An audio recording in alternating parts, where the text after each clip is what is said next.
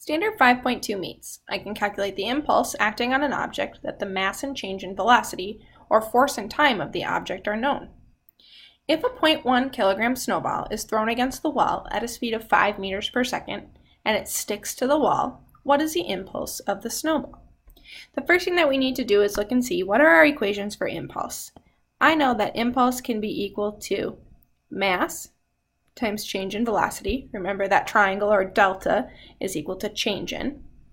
Or impulse can be equal to force times a change in time. Looking at the information in the problem is what's going to help me determine which of these two equations that I'm going to use. So the first thing I'm going to do is take a look at the problem. I see that I have a mass of 0.1 kilogram.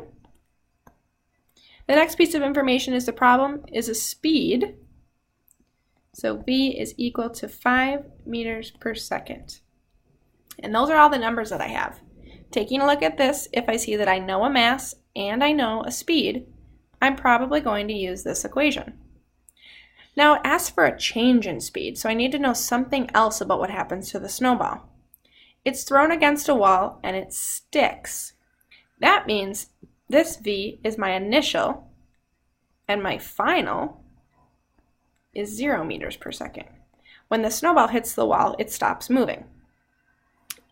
A change in velocity is going to be equal to the final minus the initial.